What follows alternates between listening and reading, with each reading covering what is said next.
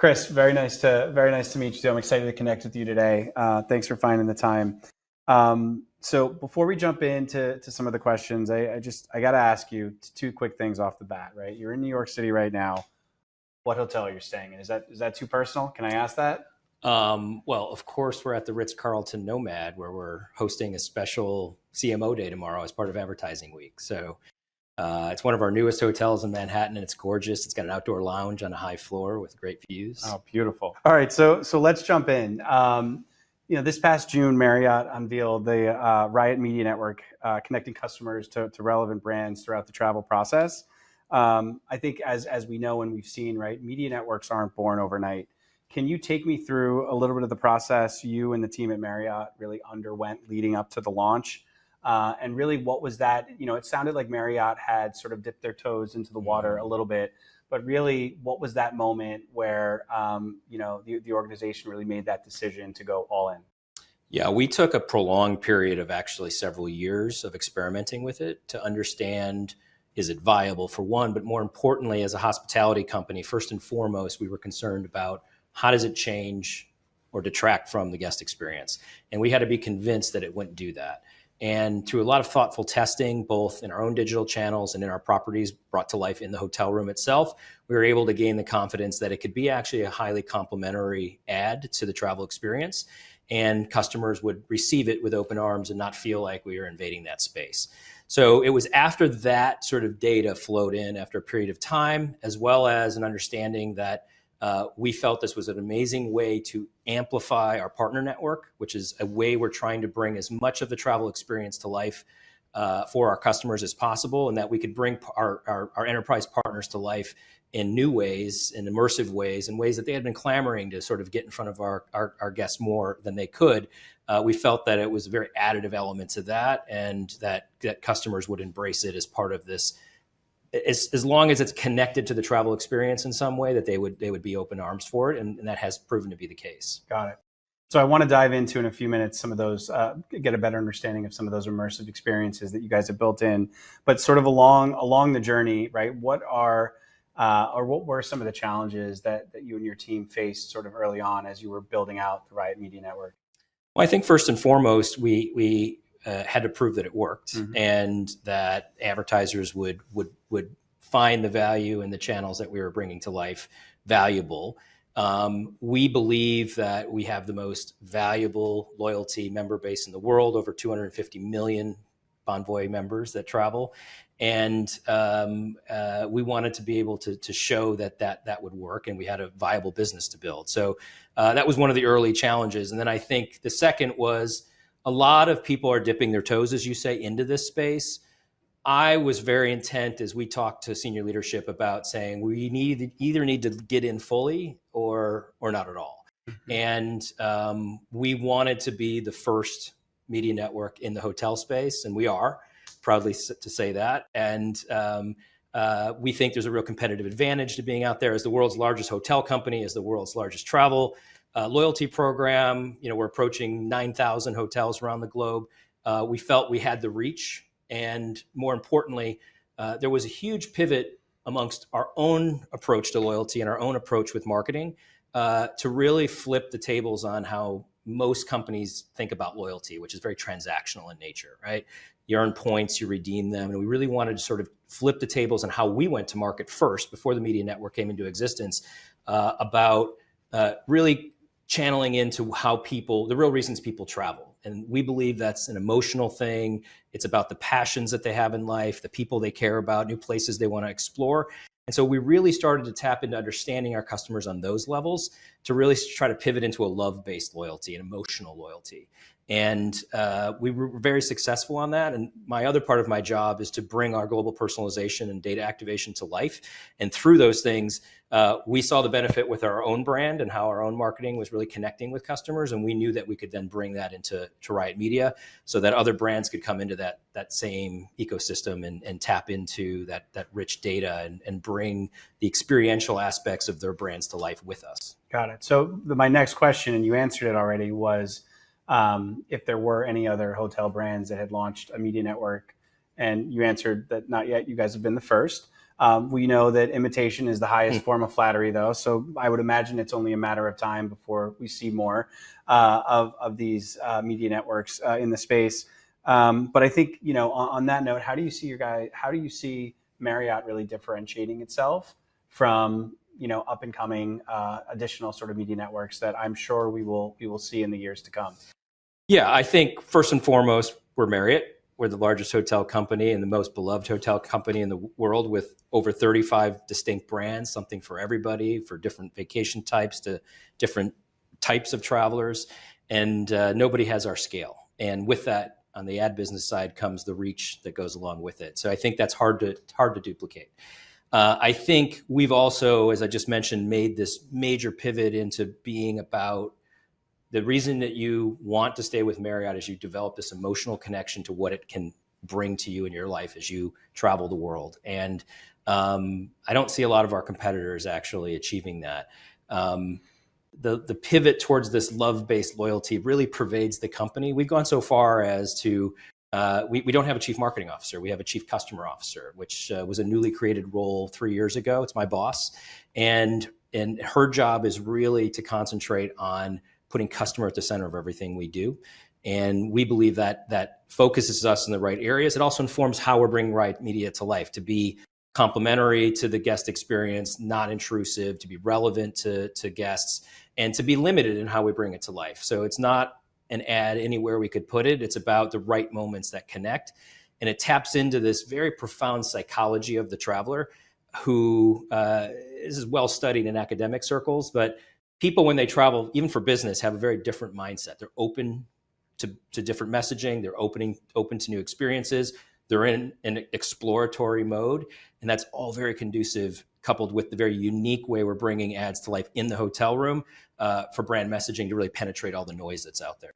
Got it. So on that note, actually, so I have two questions sort of based on that. I think one is, and I think these are your actual words at one point in time, you said really the most powerful aspect here, right, when we think of the Riott Media Network, is the ability to really personalize that message to a specific guest with a certain preference within a certain hotel, within a certain brand, right? And that sounds amazing, and I'm sure you can do that through the data. I'd love to understand a little bit more about how you can do that, but then also how you can scale that personalization. Yeah. Well, it all emanates out of sort of the investments that we've made in how we approach our guests and members, and that we've made a profound sort of marketing transformation into being customer-centric, customer-led, audience-led. And we're blessed in our business to have this rich data asset. We have over 400 attributes that we can target on against our customers. And again, we view that as we've gained that information from our members and guests as part of a relationship of trust. So we don't want to violate that trust and how we bring it to life. But it's the same source of data that we then use in Riott Media to make sure we're relevant. We think, I often get a related question about why does Marriott have so many brands? Like, we have 35 different brands plus Bonvoy. Mm-hmm. And it's because we want a brand experience for every type of travel and every type of traveler experience. And your question about scale, as far as how we think about personalization, it allows us to go after audiences that really matter to advertisers in surgical ways. But we're able not just to sort of be a one-trick pony on that. We're able to bring this very sort of nuanced audience approach on both the micro scale and the macro scale. And as we're proving through a lot of the early advertisers that we've had, we're doing an excellent job of not only driving sort of top-line awareness metrics, but also demand on the lower end. So driving sales, we're driving conversions.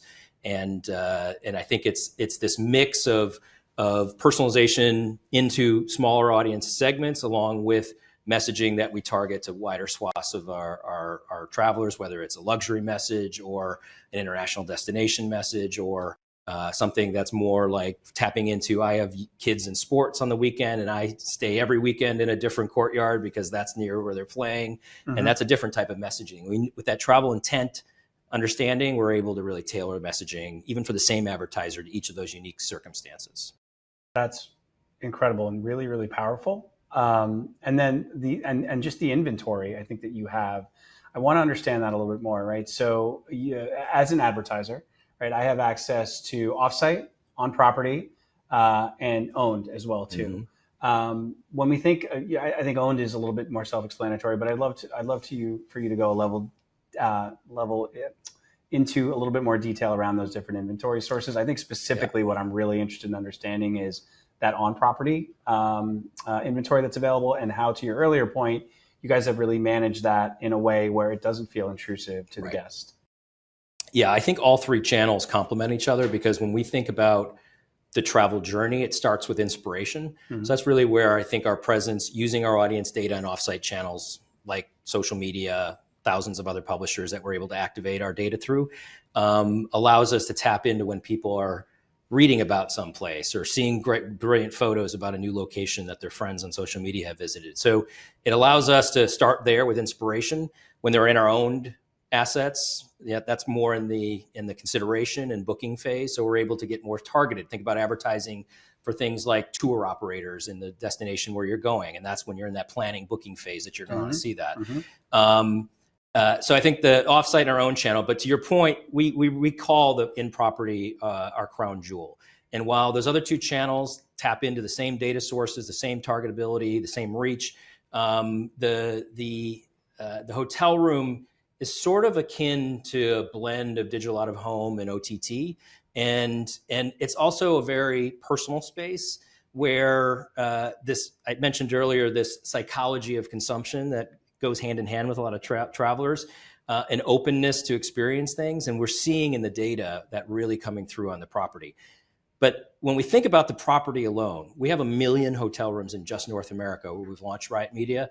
That scale puts us on par with a broadcast network like ESPN, with the same kind of reach with that scale. So when you think about that number of rooms, different people showing up every 2 days, and the occupancy that we have, which is very high, it's incredible reach. And it's incredible also from a brand safety standpoint. You're coming to market with our brand. And that's one of the things I like to point out about our own channels, but as well as in the property. We're intermixing the ad content with our own content. And we care very much how that comes to life adjacent to our brand. So we really partner with advertisers and we care a lot about how it looks, the message, and we work with them and to bring them to life with our brand. And we're finding that gives an added oomph, dare I say, almost an endorsement, right? That our customers feel. If Marriott, in the sanctity of this room, has felt this message is something worth seeing, then I think there's a willingness to sort of engage in it, and we're seeing that in the data. So on that point, right? You work with Visa and Pepsi as well. How are they sort of leveraging your global network? And when I say how are they leveraging it, I'd love to understand from data, from a targeting standpoint, and anything else you want to add there. Yeah, they were some of our first two advertisers that we launched with, and it's really amazing. One of the premises of the media network that we wanted to start with was there's a lot of media networks in existence today that don't have really solid measurement as a backbone, and we really wanted to develop that. So Visa and Pepsi with their Gatorade campaign around hydration were some of our first two advertisers. And we worked with them to take their own brand positioning. For Gatorade, it's all about hydration. It's about hydration. Yep. Hydrates better than water. We worked with them actually to bring about a tweak on that to be about hydration while you travel, which is actually something we all encounter. You spend a lot of time in a very dry plane, right? You're off your routine at home. So we coupled the travel message with the Gatorade hydration message, and just phenomenal results. On the upper end, what we measured, just massive leaps in brand awareness and brand consideration. They were launching a loyalty program at the same time around hydration. We were able to drive a 400% lift into enrollments into that. But even more impressively, Pepsi is our partner in our hotels. They track hotel level consumption of each of their products. We were able to get a 7 percentage point lift in Gatorade consumption in our hotels. And people started going to other Marriott hotels that carried Pepsi but not Gatorade. The hotel started to ask to carry Pepsi. Or to carry Gatorade. So we're seeing there a virtuous cycle for not only our hotel owners that see lifts in ancillary purchasing, but also tapping into guests feeling that, like, I want to be hydrated. And this is when we say additive to the customer journey. That's an example of that. On the Visa side, they really wanted to position Visa as the card of choice for international traveling. And so we were able to couple international destinations where we have a strong presence with a message about Visa being the trusted card. And there, again, across the board, upper, lower funnel, really dramatic results that I think is emblematic of the power of this in-property channel. But we were able to see a substantial lift, I think, of over 13 percentage points in Visa utilizing the Visa card for international travel bookings over the baseline. And that benefits us, that benefits our owners, that benefits Visa. And it's just two clear examples of how, while all of our channels worked in consort for each of those advertisers, the property channel is the one really where it comes to life in ways that's cutting through a lot of the noise. I mean, that's incredible. You just speaking to how you've been able to close the measurement loop already. And I think just the power of the data, the targeting, and the inventory sources that you have. I mean, Riott Media is still very much so in its infancy. It's been 6 or 7 months. That's it, yeah. So it's really impressive. And I'm sure the roadmap, right, is pretty long in terms of when we look at next year, some of the developments and updates. What are some of the big priorities for Riott Media over the course of the next 12, 24 months? Yeah, well, I mean, first and foremost, it's to get the message out about how differentiated this is and what's becoming a crowded commerce media space. But we think we have this extraordinary right to win, given the relationship with our customers, given the reach that I've mentioned. I think one of the major investment areas is going to be in further refinement and measurement. I believe that advanced measurement will cut through the noise and give advertisers the confidence that it's not just me saying that it works, that they can see it in their data. So we're really pushing hard into areas where we'll be able to articulate true incrementality of performance.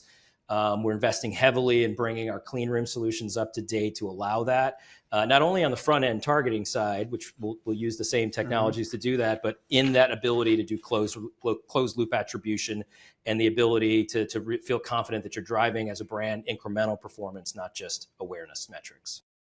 I'm excited to see what the next year looks like for Riott Media. It's been an impressive rollout already, and to your point, I think as more and more brands and advertisers catch wind and start to adopt it and leverage it, I think it's going to be really successful. Again, very, very disruptive in the space. Congratulations on being the first sort of hotel brand that's launched a media network. Thank you. Just a few more quick questions. You come from a long background of data and sort of CRM and really understanding the customer. How has that experience really prepared you for this new role that you're in at Marriott?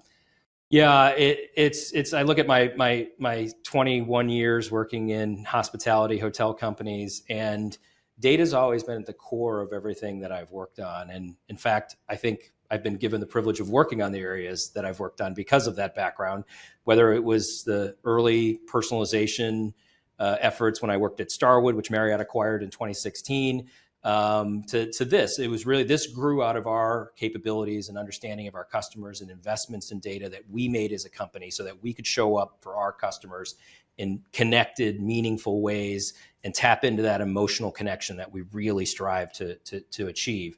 And we literally talk about it as two sides of the coin. And this is a data business at the end of the day, right? And ad dollars, ad budgets are highly scrutinized in today's world. And we knew from the beginning that we had to have a differentiated data asset to target on, which we do. And we needed to be able to prove to advertisers that it's going to be highly performant.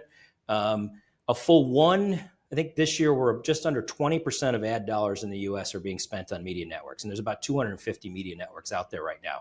So that's almost 1 in 5 media dollars. And there's a reason for that. And I think those that differentiate themselves on the quality of the data that they have and the ability to measure performance will be the ones that stand out and go along the lines of the big success stories like we've seen with the Amazons and the Walmarts of the world. Got it.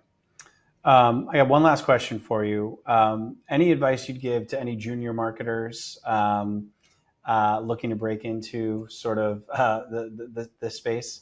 Sounds like you got a few pieces of advice. I would say for anybody, any brand, hospitality-wise or other, really examine your motivations. I think there's a lot of companies that have gotten into this space because they think it's going to be a huge moneymaker.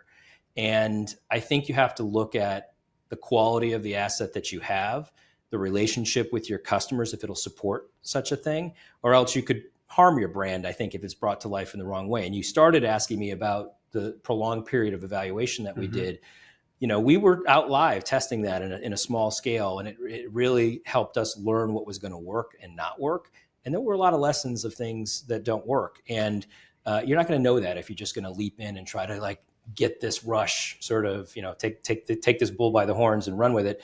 So I'd say examine your motivations and put customer experience at the center of it to inform how you're bringing it to life.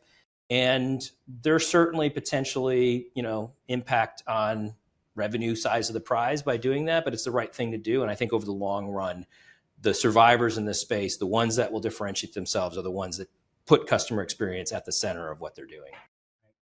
Well, thank you again, Chris. It's been great sitting down with you today. Thank you, Chris. And look forward to seeing what's in store for Riott Media in the months and years ahead. Wonderful. Thank you very much.